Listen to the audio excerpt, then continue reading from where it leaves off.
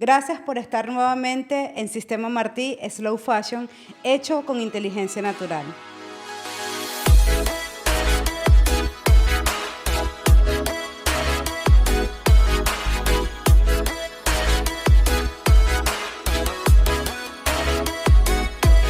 El día de hoy estoy muy contenta porque tengo como invitada a Paola Cirelli. Gracias, Paola, por estar aquí. Un placer, por favor, gracias. Estoy muy contenta de verdad de tenerte porque a Paola la conozco, te llevo conociendo a través de las redes y me llamaba mucho la atención, Paola, el tema de la moda sostenible.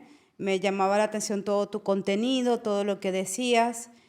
Sin embargo, te tengo que decir aquí, frente a la audiencia y frente a ti, que tenía cierto escepticismo en un principio porque como ya he visto tantas cosas, pensé que era algo más snob, la moda, porque sabes, la moda sostenible se ha vuelto como muy snob, como una tendencia, vamos a hablar, pero había algo que en ti que yo sentía que tenía que conocerte. Mira, y todo fue redondo, fue contactarte. Me dijiste, no, es que en 3 días presento el libro, fui a la librería a las 3. A las Finestras. A las Finestras. Y me impactó.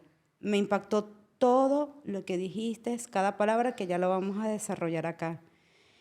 Luego comencé a leer el libro y tengo que decir que lo estoy leyendo con el corazón arrugado.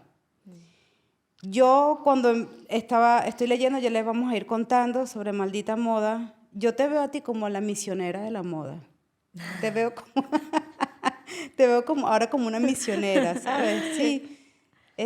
No sé si verte con una capa o verte con un hábito, reevangelizando.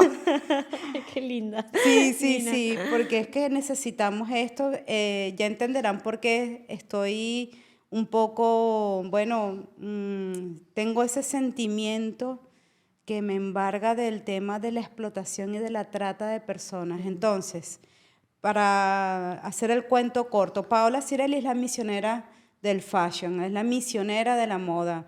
Viene a decir las verdades, viene a contarnos qué está pasando en la industria de la moda y sobre todo estoy aquí y quiero aprovechar que Paola está aquí para que les diga a aquellas personas que están interesadas en estudiar diseño de moda, en emprender una marca personal, estos son elementos y son conocimientos que tienen que saber desde ya. Paola, te dejo la palabra y con la primera pregunta. ¿Cómo llegaste aquí? ¿Cómo llegaste a ser misionera fashion? Qué buena pregunta, Nina. Gracias. Primero, gracias. Siempre agradezco los espacios para poder transmitir, como decís, ¿no? La misionera, porque realmente es súper importante trasladar ese mensaje a cuanta más gente posible para que realmente haya un cambio en toda esta industria que las necesitamos y que cada vez más haya gente inspirada y que pueda generar red de redes.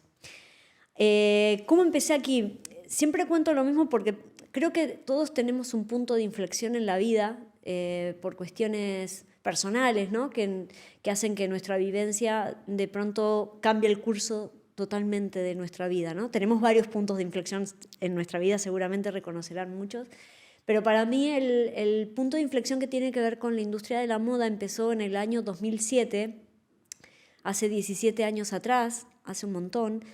Yo empecé el camino de emprender cuando todavía no había terminado la carrera de moda. Había estudiado primero arquitectura y luego de 4 años y algo me cambié a diseño de indumentaria en la Universidad de Buenos Aires y entonces quería hacer mis pinitos, ¿no? Mis chiringuitos. Entonces, en realidad empecé haciendo una marquita con unas amigas, pero bueno, en el 2007 pudimos con otros amigos abrir una tienda en la ciudad de donde soy, que es Bahía Blanca, y entonces decidí hacer una primera colección, porque analizaba qué prendas podíamos conseguir de diseñadores. Yo ya estaba en el circuito de la moda de los productores locales, diseñadores locales, porque en el 2001 en Argentina hubo una crisis muy grande, crisis social, política, económica. Bueno, si alguien sabe de la historia argentina, fue un momento muy de crisis.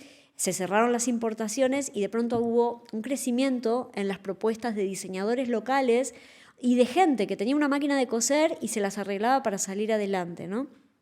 Y fue un momento de explosión de la industria en ese momento en Argentina, y también de eso aprendí un montón, ¿no? Cómo los argentinos, y en general Latinoamérica, ¿no?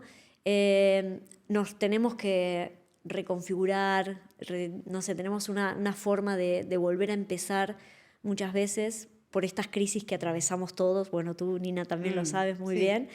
Y entonces empecé a buscar talleres, ¿no? En el 2007 empiezo a buscar talleres para crear mi colección, mi pequeña colección de cápsula. Y en la primera colección la hice con una amiga que estudiaba conmigo y su mamá tenía un taller. Y la segunda, bueno, empecé a averiguar, porque le había preguntado a mis profesores, bueno, ¿dónde puedo coser? Y nadie decía nada, mientras estaba estudiando, ¿no? Porque a mí ya me interesaba el tema.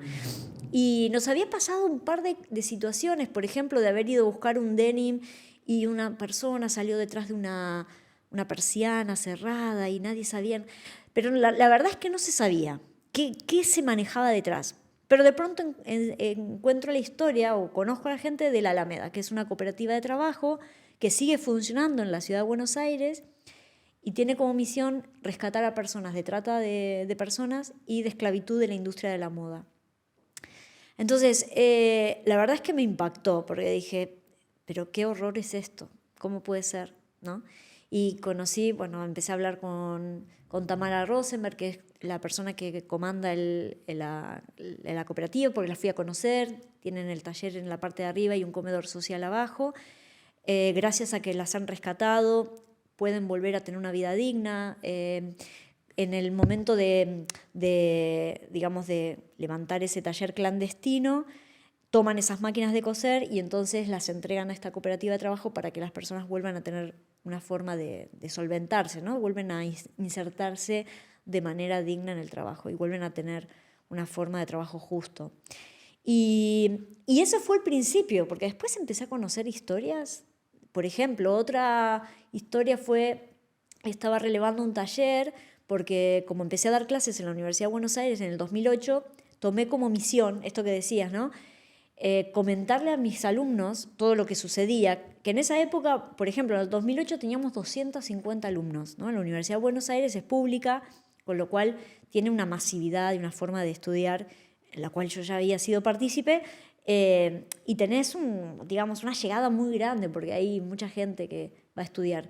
Entonces dije, yo tengo que trasladar este mensaje a la gente, o sea, tengo que, como educadora, como profesora, tengo que contarle a mis alumnos, que futuros diseñadores que van a ser responsables de todo de lo que diseñen, piensen, lo van a llevar a cabo, de que empiecen a saber. Entonces empecé a relevar talleres a los que me dejaban ingresar, porque no todos me dejaban ingresar. Entonces fue una tarea súper difícil, porque no me dejaban sacar fotos. Claro, porque sacar fotos era visualizar las condiciones laborales, que muchas veces tienen que ver con que por ahí la gente no está esclava, pero sí las condiciones de seguridad son terribles, como no hay puertas de seguridad, los cables de cortar máquinas, ¿no? De las cortadoras están por cualquier lado, no tienen los guantes de seguridad, las regulaciones respecto a la electricidad no es buena, bueno, o la ventilación, porque sabemos que las overlock o las remalladoras generan un montón de residuos en el aire, que eso lo respirás y tiene un problema, bueno, como hay, creo que se llama silicosis o algo así, que es un problema en los pulmones de tanto toxicidad, ¿no? Entonces, claro, quería mostrar a los alumnos esta realidad. Entonces empezaba a buscar y empecé a sacar fotos y decirles, miren, esto es un taller legal y el resto no. O sea, este es el valor de un minuto, porque había sacado, o sea, está el Instituto Nacional de Tecnología Industrial, que es el INTI, que te ayudaba, bueno, supongo que esto todavía sigue, ayuda a los talleres como a regular cuánto cobrar en la prenda, porque claro, o sea, tenés que sacar un costo de cuánto es. Entonces ellos te ayudaban, o sea, si pedías el servicio, de cuánto calcular el costo del minuto de una prenda, según el proceso de construcción de la prenda, porque en ese momento yo daba técnicas de producción de indumentaria 1, que es toda la parte de talleres, patronaje, bueno, técnicas de cada uno de los rubros técnicos, ¿no?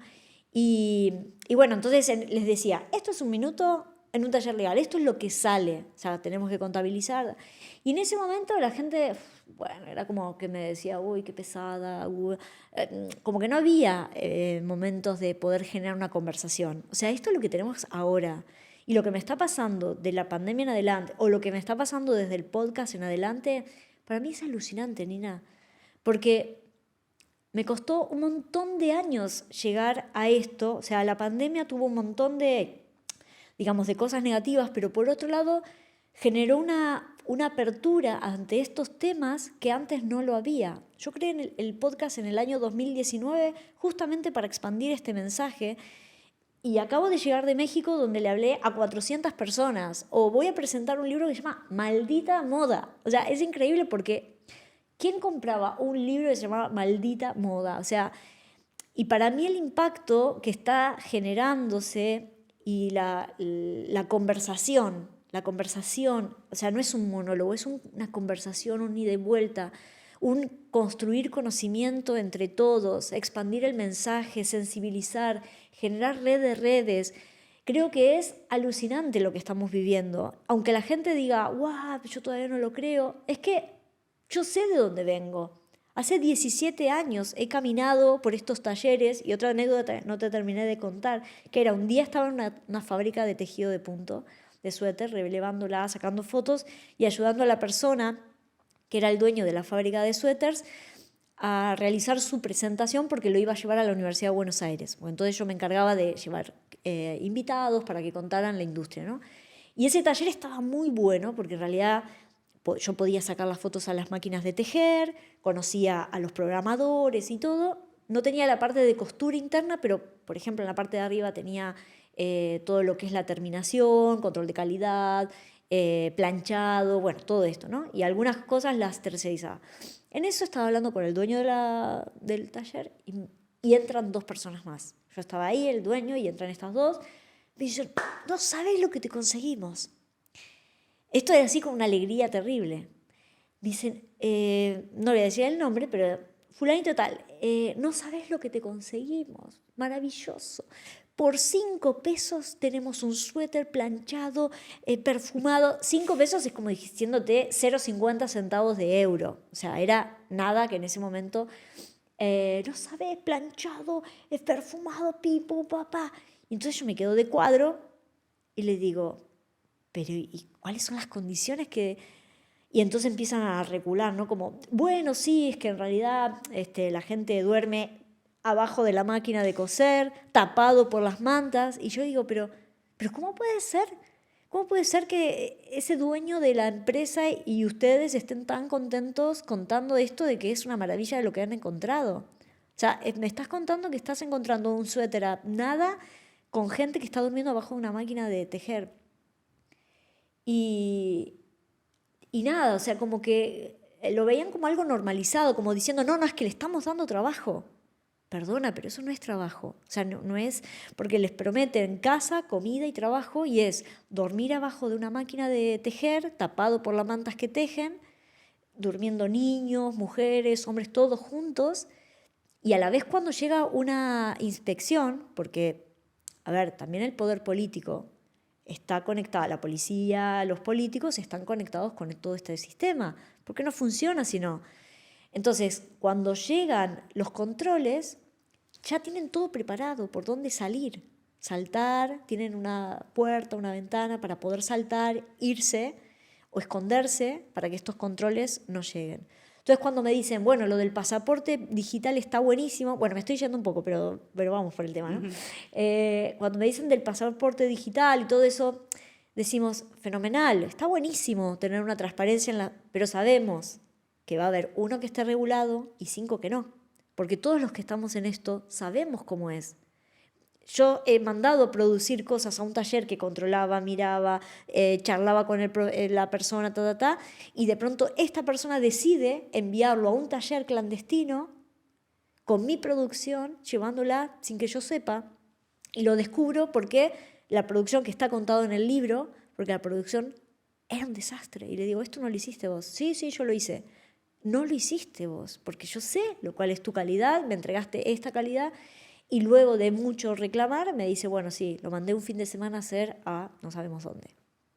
Entonces, yo puedo tener controlado y visualizado y visitado un taller que me pueden dar todos los papeles de ok, pero luego hay otros escondidos que no se sabe dónde. Y estos han sido los grandes desastres de la industria, donde hay gente que muere porque las fábricas se incendian, porque hemos conocido un montón de casos, no Rana Plaza, te estoy hablando hace muchos años, antes de Rana Plaza, donde familias enteras han muerto en talleres ilegales, clandestinos, porque no tienen puertas de seguridad, porque se incendian y no tienen ventilación y entonces el humo los mata por el monóxido de carbono. Entonces, todo esto no sale en la televisión ni en las noticias, porque hoy buscas en cualquier sitio, o sea, en las revistas de moda, en diarios como La Vanguardia, El País o Clarín, La Nación, del país en donde hablemos, no es una noticia.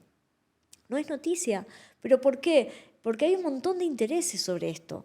Hay un montón de intereses de mantener esta situación para poder generar una rentabilidad mayor, que lo dice Naomi Klein en el año fines de los 90, Naomi Klein en el libro No Logo, que fue también el libro que me impactó, pero pensé que no estaba tan cerca de mi casa, porque Naomi Klein hablaba de Asia y yo pensé, ¿no? Lo leí y dije, guau, qué terrible, porque ahí denuncia a Nike, por ejemplo, a Disney, bueno, un montón de marcas que ya estaban trabajando en Asia de manera terrible, porque en realidad trabajan niños en condiciones desastrosas, y lo denunciaba en ese momento, ya en fines de los 90.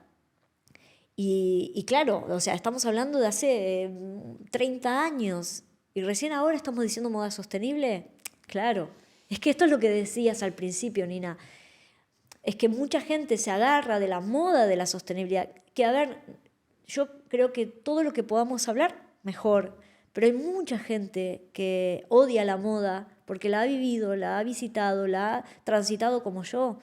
Porque hay diseñadoras que se les ha partido el corazón como yo de haber visto todas estas cosas acompañados por marcas gigantes que no les importa nada, porque lo que más buscan es una rentabilidad entre lo que me vale y lo que puedo vender. Hasta incluso marcas de lujo, como Dior, que ha sido denunciada hace muy poco, donde tiene fábricas clandestinas dentro de Italia o España para poner Made in, pero las condiciones son terribles, ¿no? Y pagas 50 euros para vender una bolso de 3.000.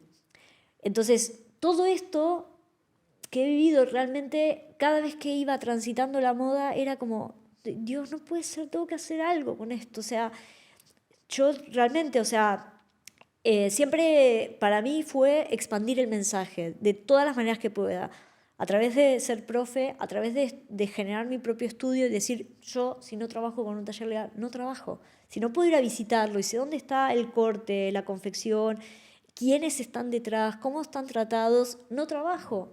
Y hay clientes que me han dicho, bueno, que no son clientes, ¿no? Que hay gente que me decía, no, yo necesito esto más barato, bueno, lo siento. O hay gente que me ha llamado hace pocos años que me dice, vale, sí, quiero hacer una marca, pero no sé si la sostenibilidad. Y digo, ¿pero para qué me llamas? O sea, no me llames, no me hagas perder el tiempo, ¿no? Porque es decir, no voy a hacer una marca que podés transformar, podés tener una marca, porque he sido textil, o sea, he ayudado a un montón de marcas a transformarse hacia lo sostenible. Pero si de una no querés hacer una marca sostenible, ni me llames, o sea, no me hagas perder el tiempo. Entonces creo que estamos en un momento clave, maravilloso, porque tenemos la oportunidad de hacer un cambio histórico en la industria de la moda. Llevamos 150 años generando un sistema que hemos, digamos, heredado, y desde que podemos acceder a toda esta información y los que vamos caminando empezamos a denunciar estas prácticas o a hablar de estas prácticas y se sabe mucho más, hay un cambio de conciencia maravilloso, porque hay un montón de gente conectada con esta idea, aunque hay muchas que no, pero yo me quiero visualizar, me quiero posicionar en la que sí, Porque los que no, bueno, ¿qué me importa? ¿No? O sea, son otras personas, pero los que sí, vamos a juntar más gente que sí, que quiera cambiar este sistema. Porque la moda puede dar muchas oportunidades y ha sacado de la pobreza a un montón de mujeres, principalmente, porque todas hemos tenido abuelas modistas. Mi abuela ha sido pantalonera desde los 14 años y con eso pudo sostener a su familia, porque en ese momento había una pobreza muy grande y siempre me hablaba de cómo era pantalonera y era asistente de un sastre a los 14 años. Entonces, muchas mujeres han salido adelante y han podido sentir independencia económica gracias a la moda. Y entonces, ahí vamos, ¿no? O mujeres, como decías, el sistema Martí, que lo ha creado una mujer. Fíjate, o sea, la moda tiene un contacto muy cercano con nosotras, con las mujeres que queremos salir adelante. Entonces, bueno, no sé si te he contestado con más que todas las No, preguntas. sí, no, maravilloso, pero es que además ha sacado adelante a través de un emprendimiento sostenible. Estamos hablando de que sí, Sistema Martí tiene 130 años y 130 años que ella lo patentó, pero esto ya tenía, y ella también estaba desde los 9 años creando y formándose y haciendo su invento científico para la moda, pero no nos da tiempo de hablar de tantas cosas y quiero aprovechar para dar ese mensaje. No me estoy despidiendo, pero quiero aprovecharte al máximo, Paola. Y es el tema de después que yo te escuché en esa charla del libro, dije, es que es como una caída, ¿no? Como que caída de la mata, como dicen. Dices, pero con razón, yo nunca encuentro talleres tampoco, porque sí que los alumnos me han dicho, Nina, pero ¿dónde hay talleres de costura? Necesitamos saber dónde hay talleres, con esa ilusión de querer hacer una práctica, de querer saber. Incluso he tenido alumnos con la iniciativa, yo quiero saber exactamente qué piden en los talleres para yo hacerlo bien, para yo hacer el corte perfecto para esa persona que Total. me va a coser. Y no encuentro, esto no es algo que está pasando en Asia o en Argentina o en Brasil, Venezuela. No, esto está pasando porque yo siento que hay una clandestinidad, que no hay una transparencia con respecto a los talleres de costura. Total, y vos sabés que yo desde un principio, cuando armé mi estudio, lo primero que dije es, voy a compartir datos. Entonces, siempre, desde que inicié hace 17 años, tengo un listado de talleres que he visitado, con los que he trabajado, patronistas, fotógrafos, talleres de confección, dónde hacer etiquetas, dónde comprar papel, dónde comprar botones, todo. Entonces, en mi página web, si entran en fashiondesignThinking.com, hay un listado de talleres en Argentina, talleres en España y cooperativas de trabajo donde puedan ir y donde... ¿Por qué? Porque vos fíjate que es algo curioso, ¿no? Que en la moda, además de su opacidad respecto a esto de la clandestinidad, cuando alguien consigue un dato, se lo guarda bajo 5 llaves. Y entonces yo nunca lo entendí, ni lo voy a entender, porque en realidad yo siempre lo que les planteaba es, muchachos, escúchenme, si nosotros ayudamos a ese taller, y ese taller puede tener más trabajo, puede contratar más gente y todos crecemos. Porque ese taller, esa tallerista, de pronto tiene, en vez de una marca, porque no, es que si no me va a dejar a un costado y no me va a terminar las prendas, pero si tienes 5 cortes para hacer, mejor, porque si tú como marca, y esto lo hemos visto millones de veces, muchas marcas empiezan y no llegan a los 3 años y deciden dejarlo y demás. Entonces, si vos tenés el dato de un solo taller y no lo has compartido, y de pronto ese taller tiene a vos como único taller, como única marca, y de pronto decidís no hacerlo, ese taller se queda sin trabajo. Entonces, lo mejor que podemos hacer es compartir datos, es compartir, abrirnos. A pesar de que estamos en un momento de redes sociales con una transparencia, podríamos decir, de información brutal, que cuando nosotros empezamos, hace 17 años, donde mi estudio solamente estaba en un blog de Yahoo, que Yahoo ya casi no existe, pero la única forma de exponer mi estudio, que era una cosa muy rara, era a través de un blogspot y unas cosas así de Yahoo, ¿no? Que era como un sitio donde organizábamos. Pero no existía, o sea, apenas teníamos una web, pero no existía Facebook, ni Instagram, ni nada de redes sociales.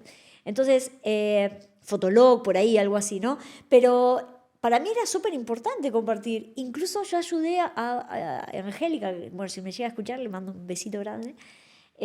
Una señora, una chica que le ayudé a armar su taller, les ayudé a sacar fotos, me hacía las tote bag para mi marca de bolsos, y entonces, que cuento también la historia aquí de Angélica, Taller de Luz se llama, y entonces le ayudé, le saqué fotos, le armé el Facebook, y empecé a moverla en las redes, y gracias a eso pudo comprarse más máquinas, pudo tener un montón de trabajo, pudo armar su propio negocio y pudo independizarse de otros trabajos que tenía. Y de pronto me decía, es que yo nunca creí que podía hacer esto. Es que necesitamos funcionar como sociedad. La sociedad es una red conectada. ¿Qué es esto? Es una red que entre todos nos podemos ayudar. El individualismo no sirve para nadie, no sirve para nada, porque en realidad todos nos conectamos. Y eso tiene que ver mucho el feminismo. El feminismo para mí, que es también un tema súper importante, porque las mujeres somos mucho más de compartir y de... No sentimos competencia. Yo no siento competencia con nadie. O sea, tú haces patronaje, otra persona puede hacer patronaje y podemos generar trabajo en todos. O sea, no es que, ay, no, es que si yo...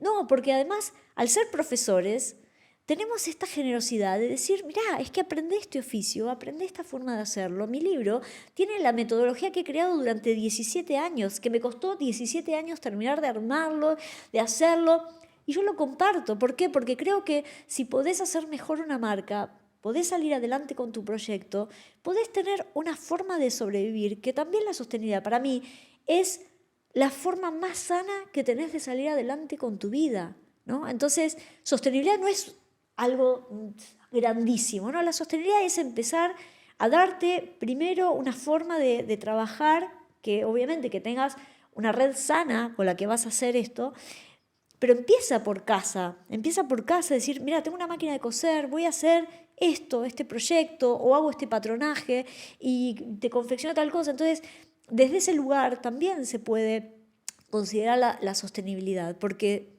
empieza desde un lugar sano, de donde podés generar trabajo y red de redes, y de pronto necesitas una patronista, necesitas dónde ir a comprar telas, dónde ir a comprar botones. ¿Y qué está generando? Una microeconomía, que eso lo aprendimos en el 2001 en Argentina, en vez de pensar tan global, ¿no?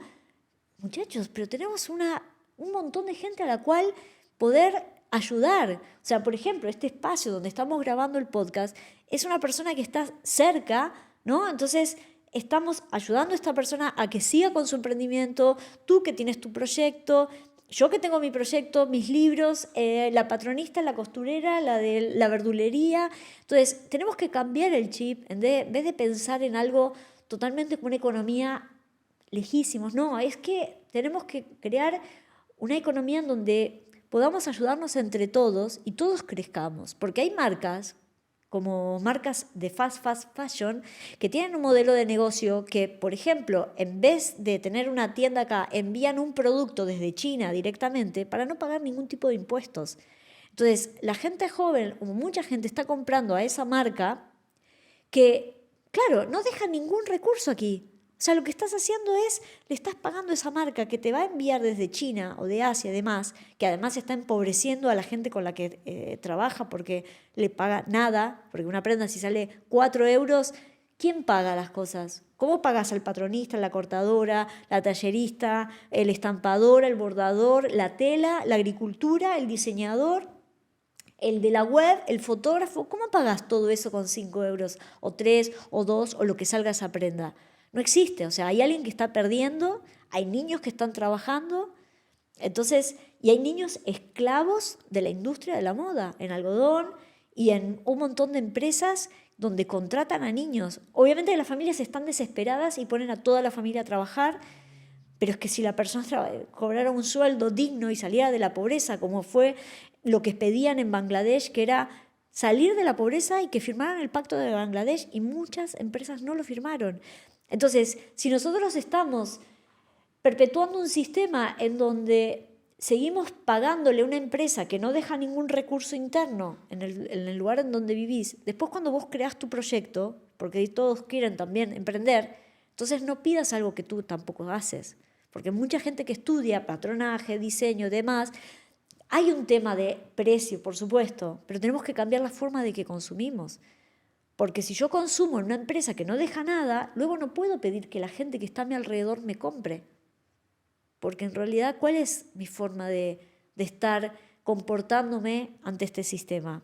Entonces, todo tiene que ver con la educación, educarnos, empezar a abrir los ojos de no comernos las fake news de las redes sociales, de las noticias, de los partidos de derecha que están creando mentiras y una forma de comunicarse que están generando una forma de gobernar muy dictatorial. Entonces, los que venimos de Latinoamérica no sabemos lo que significa esto. Gobiernos de que no tienen una visión social, sino que perpetúan esta diferencia social de una clase alta de una clase social empobrecida, cada vez más. Y cada vez nos quieren sacar la educación pública, el acceso a las cosas mínimas como es la sanidad pública, cosas que necesitamos, porque hay gente que crece en lugares donde no tiene ni agua potable, no tiene baños, no tiene forma de acceder a un montón de cosas. Entonces, la educación pública da herramientas a un montón de personas que no pueden acceder y la educación ha llevado a todas las sociedades a evolucionar. Por eso escribí el libro, porque en esta pieza yo creo que, digamos, comprándote el libro o pudiendo acceder a una biblioteca o que haya lugares donde poder acceder, empiezo desde cero en el libro, desde que no sepas nada a cómo trabajar con un taller, cómo comprar telas, dónde comprarlas, tanto en Argentina, no tengo los datos de todo el mundo, pero bueno, donde yo voy conociendo lo comparto.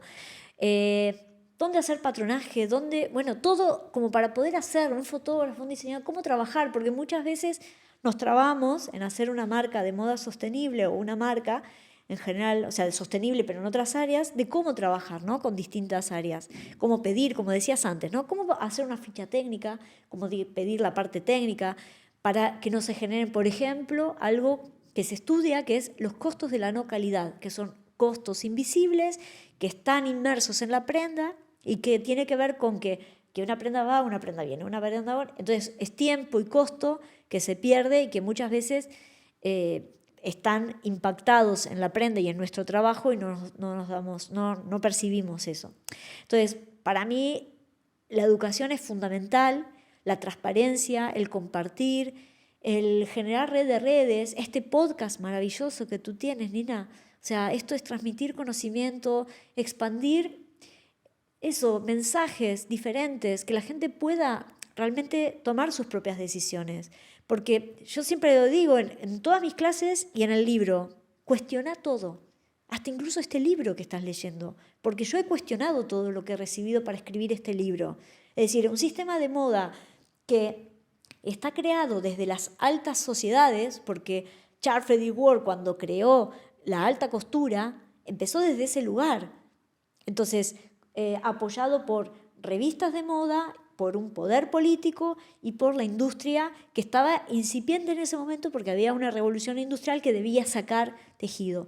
Pero si nosotros seguimos perpetuando un sistema heredado desde hace 150 años y no lo estamos cuestionando es porque nos falta herramientas. Entonces hay que romper las estructuras establecidas y hay que reclamar otra forma de hacer las cosas. Entonces cuestionar, leer, reflexionar, conversar, tener opiniones propias es súper importante. O sea, poder decir, ¿esto se puede hacer de otra manera? ¿Podemos crear otra manera de hacer la moda? Y hay un teórico que a mí me parece fenomenal, que es Ken Robinson, que él hablaba sobre la educación, ha fallecido hace unos años y escribió un par de libros, uno es Encuentra tu elemento, y él hablaba en una charla TED sobre los sistemas educativos. Y él decía, fíjense, el sistema educativo, al cual se habla que también es muy difícil cambiar, él decía, los sistemas están formados por personas. No es un sistema duro que viene del Marte instalado. No, todos los sistemas son generados por personas. hasta incluso la inteligencia artificial la han creado personas, ¿no? Entonces, cualquier sistema puede ser modificado si tenemos la voluntad de hacerlo. Entonces, el sistema de moda, la industria de moda, está conformada por personas. No es una máquina que dura, o sea, no es una montaña, no. Todo está generado por personas. Entonces necesitamos partir desde ese lugar en que todo es modificable. Sí, eso me recuerda cuando de movimientos sociales, ¿no? O cuando estás en un trabajo, no sé si te ha pasado, nos ha pasado alguna vez, mira que, pero ¿por qué me mandan a hacer esto? El de arriba, y uno, ¿quién es el de arriba? Claro. ¿Tiene nombre, tiene apellido? El de arriba. Mentira, el de arriba es una persona. Pues yo quiero hablar con esa persona y no te dejan. Y hemos perdido eso, tú hablabas de las conexiones y hemos perdido la conexión humana real. Estamos aquí entre pantallas y entre pantallas la gente se dice y se desdice, ¿no? Y creo que todo es más sencillo. A mí me preocupa también otra cosa que tú mencionaste en esa charla y has estado apuntando en todo lo que has hablado, que las personas que ahora están estudiando en la universidad, diseño de moda, no sé, cualquier carrera concerniente relacionada a esto, estudian desde una burbujita. Entonces, yo me gustaría que le dieras eso, que aprovecháramos este podcast también, porque mucha gente me pregunta, pero es que yo no tengo que estudiar patronaje, pero si tú tienes que estudiar diseño de moda, ¿cómo estudias diseño sin estudiar patronaje? No, yo lo veo por encima, pero ¿cómo delegas si no sabes cómo se hace el patronaje? Entonces, es como una pereza al tema manual, a pensar, a crear relaciones geométricas y tal vez nos han vendido parte del negocio, porque yo creo que este negocio, este mal negocio de la moda se ha expandido y alguien ha dicho, dentro del sistema, yo me imagino, no sé, a 10 personas en una mesa decir, oye, che, que nos estamos enriqueciendo, pero he pensado el otro, pero he pensado que por qué no montamos universidades y así vamos creando, vamos enriqueciéndonos más. Háblame de esa burbuja que comentaste. Estudian una cosa y la realidad es otra. Perfecto, sí, es súper interesante, Nina, eso, porque uno de los temas que les decimos a los alumnos es caminen la industria, porque lo que falta es que los alumnos se acerquen a las distintas formas, o sea, a las personas que forman parte de esta cadena de la industria, para conocer cómo se trabaja. En el libro hay una parte que hablo de cómo se trabaja con un patronista. ¿Por qué lo hablo? Porque en realidad hay una distancia entre cómo estudiamos separado de la industria o de la... ¿no? Yo siempre he tratado, o sea, siempre les he impulsado como profesora a que se acerquen a la industria. Visitemos un taller, hablemos con un patronista, hablemos con un cortador, hablemos con un estampador, todos. ¿Por qué? Porque hay que crear un lenguaje común. Porque si no, los diseñadores aprenden desde un lugar, por ejemplo, a hacer una ficha técnica o poner un montón de información, pero cuando llega al tallerista o al patronista o lo que sea, dice, ¿pero qué quiere decir con todo esto? O sea, ¿de dónde? Y me faltan medidas y me las tengo que inventar. Y entonces hay una desconexión de áreas. Entonces, por eso el método Sewing habla de esto. El método Sewing es cosiendo en todo sentido, porque en realidad la idea es empezar a entrelazarnos entre todas las áreas. Por supuesto que cada una de áreas tiene su conocimiento específico, pero sí hay que co-crear con el otro. Entonces, yo creo que es importante, decías algo de la educación, por ejemplo, en la Universidad de Buenos Aires se armaron las carreras finales de los años 80 y el libro anterior que escribimos, Buenos Aires es tendencia, diseño indumentaria en la era digital, hablábamos sobre el inicio de las carreras de diseño en la universidad, que la Universidad de Buenos Aires fue una de las primeras, una pionera en crear las carreras de diseño, porque siempre se creaban escuelas de diseño, ¿no? Separadas de lo que era la universidad. Y es interesante porque el diseño aterriza en la moda para transformarla.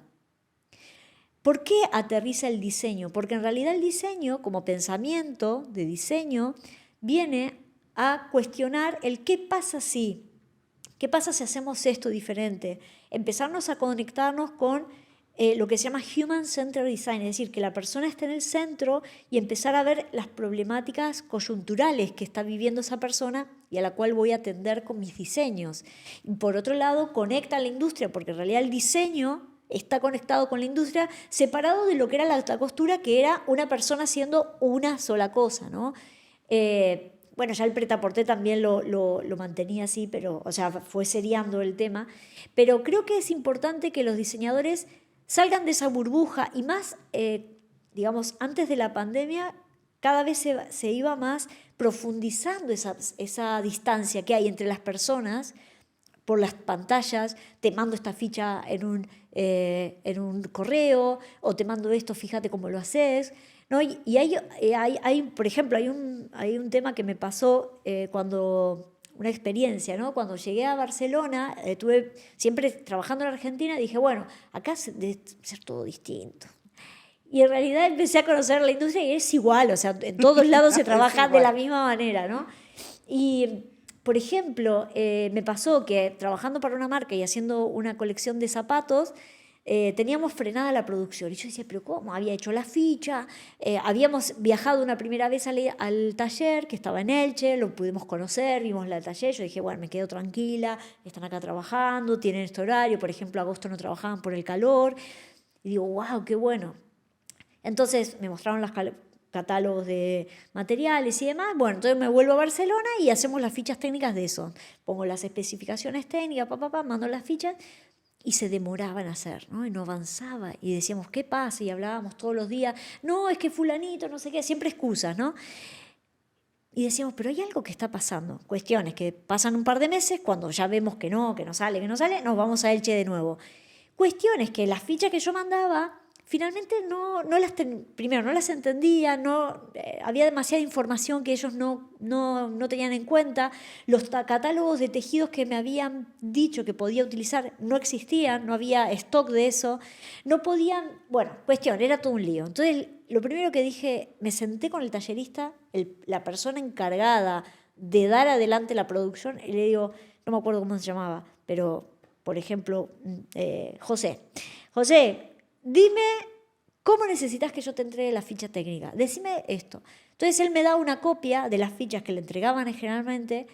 Y le digo, fenomenal, yo te voy a llenar esta ficha y vamos a hacer que esto empiece a tener sentido. Entonces me senté con ellos, ¿qué necesitamos? ¿Qué códigos te puedo mandar? Vale, tengo esta cinta, Y en ese momento armé un catálogo de tejidos, de cintas, de paletas de colores, de no sé qué, de fichas. Entonces me vine con toda esa información. Con lo cual yo me metí con ellos a conversar, a crear un lenguaje común. De la misma manera tenemos que hacer con los patronistas. O sea, si el diseño tiene unas características, pues me tengo que sentar con la patronista, a decirle, ¿qué te parece? ¿Cómo lo estoy pensando de esta manera? ¿Te parece que va bien? Que es viable. ¿Qué es viable? ¿Te parece que si unimos esto podemos, no sé, eliminar esta costura? Por supuesto que todos los diseñadores tenemos que tener conocimiento profundo de patronaje. Yo, en paralelo al diseño de moda, estudié patronaje industrial durante 2 años, hice la carrera y entonces era como, ¡tarán! O sea, de pronto era como, ¡wow!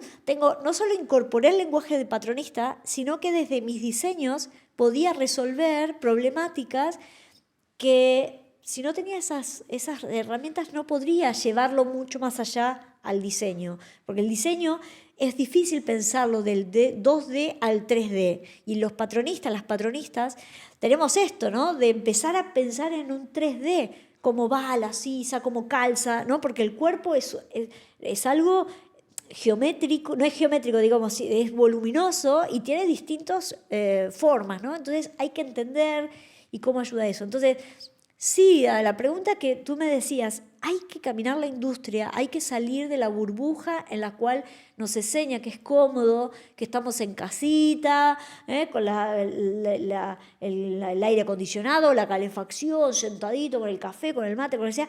No, hay que caminar la industria, hay que irse a los talleres, conocer dónde están nuestras producciones, hablar con el estampador, con el bordador, crear sinergias de trabajo, crear un código de lenguaje particular para cada uno. El libro tiene un montón de anécdotas, porque me ha pasado desde hace 17 años que empecé a aprender que había una desconexión y cómo cuando entraba en conexión con la industria lograba que fluyera mucho más el trabajo y de pronto todo empezara a salir bien y no que vaya y ven. Obviamente hay un montón de errores que también los cuento en el, ¿no? de problemas que he tenido en los talleres, porque cuando hay una tarea en donde están vinculados muchas personas, los errores pueden multiplicarse. Entonces puedes hacer un producto pero que tenga 500 fallas, porque hiciste 500 productos de eso, mal, ¿no? Porque no chequeaste lo que sea, ¿no? Entonces sí, hay que caminar la industria. Hay que caminar la industria y no quedarse solo en la universidad. También hay en el podcast anterior con otra chica que decía, que recomendaba a las personas, decir, oye, tú quieres ser diseñador, ¿por qué? ¿Cuál es tu por qué? Que eso también lo mencionas en tu libro, porque yo tengo el libro de Simon Sinek, porque cuando yo te estaba leyendo, yo decía, ay, me recuerda mucho al por qué, mi por qué, mi por qué. Y cuando yo entré en el sistema Martí, al principio fue un poco un aterrizaje de ver cómo iba todo y de repente me empecé como a sentir esa misión, ¿no? Ese llamado, ya como el llamado del héroe. Yo ya estoy metida y entré al punto de no retorno. Entonces, siempre me detengo, y esto fue antes del libro, lo hago desde siempre, no sé desde cuándo, pero tengo mucho tiempo haciéndolo, digo, bueno, estoy sufriendo, a ver, Nina, ¿por qué haces lo que haces? ¿Qué está pasando? ¿Por qué estás aquí? ¿Qué te mueve a estar aquí? Yo dejo esa pregunta abierta a las personas que quieran estudiar diseño, que antes de estudiar diseño, emprender unos años en la universidad, se pregunten por qué. Por ejemplo, antes de yo emprender mi carrera de cine, que la emprendí en un momento donde nadie estudiaba cine y donde era considerada una carrera de perder tiempo, porque decía, eso no tiene salida laboral, yo me pregunté en ese momento, ¿y por qué quiero estudiar cine? ¿Cuál es mi objetivo? ¿Por tener el título, un título oficial? ¿Por qué? No, porque era realmente mi momento de construir vidas. Mi sueño era construir vidas que yo quería tener, y como no las podía tener, porque no puedo tener todas las vidas que quiero, las podía hacer realidad a través del cine. Qué bonito. Entonces, por eso estudié cine, ese era mi porqué. Y eso es algo que nadie me lo puede discutir porque es fuerte. Entonces, ¿cuál es la fortaleza que tiene una persona para que alguien cuando vaya el 25 de diciembre a la cena de Navidad y le digan, ¿por qué tú estudias? Tú no dudes. No porque tienes el título, no, pero eso ¿qué trabajo te va a dar o qué? Entonces esta persona que yo entrevisté la semana pasada me decía, si nos vamos, como Paola hablaba del patronaje industrial, nosotros defendemos también, pero es parte del sector, no es una cosa mejor que la otra.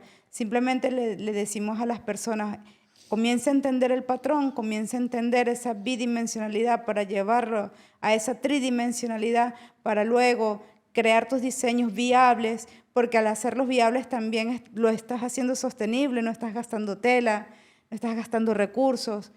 Y por último, y ya para acabar este podcast, mira, hemos hablado, y ahí fue donde se me volteó todo, porque yo te había hablado de la huella hídrica, porque es lo que a mí más me ha preocupado, porque en Venezuela yo padecí mucho la falta de agua, eso es horrible, la gente no tiene ni idea. No. Aquí, o sea, que tú puedas abrir siempre el grifo de tu casa, nunca vas a entender cuando no tienes agua, y puede ser hasta muy romántico contar que yo, con la carencia de agua que viví, se te va la calidad de vida. Sí. Y no, pero qué bonito que tú cuentas que te ibas a un río a duchar.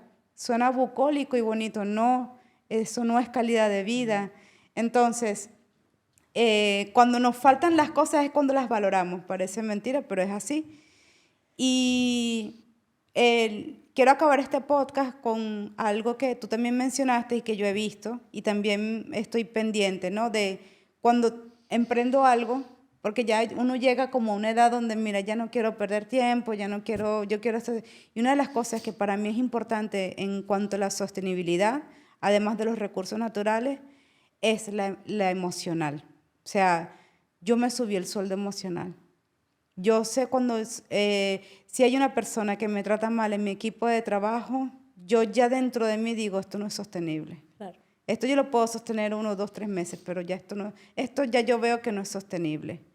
Cuando un alumno va con una exigencia o una academia me viene con exigencias de no sé qué, que no me suman, sino que no quieren tejer conmigo, sino que quieren que yo desteja para que la pieza les cuadre a ellos, yo ya digo, no, esto no es sostenible. Ya estoy viendo la sostenibilidad a nivel emocional. Y quiero acabar este podcast con esa reflexión, porque en la industria es muy dura, es muy competitiva, y esa reflexión de tú por qué quieres estudiar esto, para qué, y la parte emocional, o sea, la sostenibilidad, la gente, me lo han dicho otras personas, es que es caro, eso es lo primero, no es sostenible porque es cara, vale, vamos a romper ese mito, pero sobre todo el tema emocional cuando la gente va a trabajar, que hay un montón de exigencias y lo mencionas también en tu libro, pones a la gente, dice, mira, no solamente son los recursos, sino además es que te comes unos insultos y unas exigencias. Háblame de eso para que los chicos y chicas que están viendo ahora, que quieren meterse en este mundo, sepan a lo que se pueden enfrentar. Sí, es súper importante, Nina, eso que decís. Creo que, digamos, en muchas industrias, pero principalmente en la de moda, nos hemos acostumbrado a este maltrato, ¿no? De formas de llevar a cabo una tarea que en realidad es creativa, que debería ser bonita. Y cuando le puse Maldita Moda es porque, no empecé con el podcast que se llamaba Maldita Moda, además de esta, es porque tengo un montón de amigos, colegas, en que contábamos, ¿no? Nos juntábamos a hablar y decía, no, es que no me dejan reír, o tenemos un timbre para ir a comer, o no podemos, o sea, cosas espantosísimas. Entonces, claro, o que te gritan, te tiran las cosas por la cabeza, o sea, un maltrato en todo sentido. Entonces, claro, odian la moda, o sea, de decir, no, es que yo no vuelvo más a ese lugar, ¿no? Entonces, una tarea que tiene que ser bonita porque es creativa, porque nos conecta con nuestra alma más creativa, con la pasión, ¿no? Con algo de poder transformar. O esto que decías del cine, que en la moda también contamos historias, ¿no? Contamos vidas o podemos recrear esa vida de la cual alguien con esa prenda vivirá. Entonces, creo que digamos, hay una industria que no podemos seguir aceptando como tal. O sea, ese maltrato que hay también para los diseñadores, para los creativos, no se debe aceptar. O sea, por eso también cuando hablo del método Subin, hablo también de formar otras formas de equipos de trabajo, ¿no? Que sea algo más horizontal, más de compartir.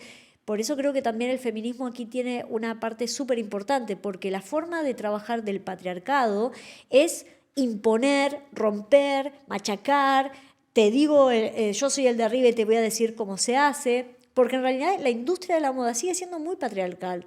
Vos pensá, de todas las marcas de moda de lujo, ¿cuántas son comandadas por mujeres? Muy poquitas. Lo dije en el podcast pasado también, algo así. Exactamente. Entonces, desde el inicio de la industria, o sea, sacando Coco Chanel o Schiaparelli, muy pocas mujeres, pero el resto siguen siendo hombres los que dirigen marcas, ¿no? Y los que toman decisiones, y muchas decisiones de poder están desarrolladas por hombres. Sistemas judiciales, sistemas políticos, hay muy pocas mujeres como presidentas, como juezas.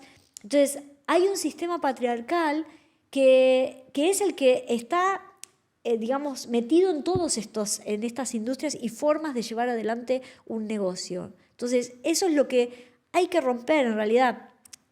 La forma de llevar del feminismo es mucho más de compartir, empatizar, sensibilizar ante las necesidades de las personas, ¿no? Entonces creo que tiene que haber, o sea, la sostenibilidad también está de la mano de este cambio de paradigma, ¿no? No es necesario machacar a alguien, ni tampoco ir a buscar esa rentabilidad a costa de cualquier cosa. No, porque estás matando literalmente personas. O sea, con tu forma de hacer moda, estás matando a gente. Hay niños que no van a tener futuro, que por los tóxicos con los que están tocando se van a formar en 0,5 y no van a llegar a una edad adulta. Se van a morir en el camino. Entonces, esa forma de no me importa nada es la que también genera guerras, ¿no? A ver quién, ¿no? Se comparten a ver quién aprieta el botoncito de cuántos misiles tiro. Entonces, estamos hace miles de años comandados por un patriarcado que es el que estamos desarmando. Y la moda tiene mucha relación con esta forma de llevar adelante, que tiene que ver con algo mucho más humano, más sensible, más empático.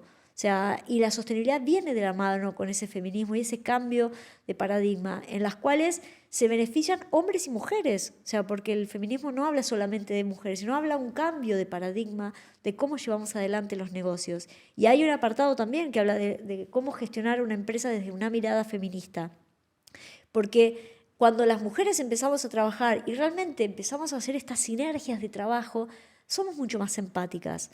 No hay un poder, ni hablamos fuerte, ni vamos a imponer las cosas. No, hay otra manera de llevar adelante. Entonces creo que eso es lo que tenemos que seguir contagiando, de llevar adelante una forma de eso, que sea más transparente, que podamos compartir, co-crear, de ponernos en los zapatos de la otra persona, ¿no? Para entenderla. Y creo que es esto, conectado también con este porqué que hablaba Simón Sinek, ¿no? Del por qué hago las cosas. Porque no es solamente tener rentabilidad en el negocio, que es obvio que cualquier negocio tiene que ser rentable, porque tiene que ser sostenible a largo plazo. El tema es cómo lo vamos a llevar adelante, ¿no? ¿Ante qué? Pero por otro lado también esa misión que uno tiene es porque es algo que trasciende, es qué huella vas a dejar en la sociedad, qué querés colaborar, con qué querés, ¿no? Digamos que tu proyecto conecte personas, sea contando historias, sea inspirando a las personas a conectar con la otra moda, que es el caso de mi inspiración, ¿no? de transformar el mundo, cambiar el mundo, y de un montón de personas que su mensaje va más allá, es qué queremos hacer en la sociedad. Yo creo que todos tenemos que preguntarnos, desde salir de ese individualismo y decimos, cada cosa que hacemos tiene un efecto mariposa, impacta, por más lejos que esté, impacta, ya sea en el medio ambiente, en las personas y en todo un sistema en el cual todos estamos conectados. Vamos a fortalecer el sector, vamos a unirnos, vamos a crear redes. Yo siempre he pensado que puedo invitar incluso, y dejo la invitación abierta, a personas que tengan otros sistemas, claro, y vean este podcast y digo, oye, Nina, yo estoy dispuesta a que vengan y cuenten su sistema. Claro. Tenemos que unirnos, el sector se tiene que unir, esa es mi invitación. Y aprovecho, Paola, ya que nos estamos despidiendo, por favor, ¿cómo te pueden encontrar la gente? Yo voy a dejar todos los links para que encuentren a Paola, sobre todo su página web, que es preciosa.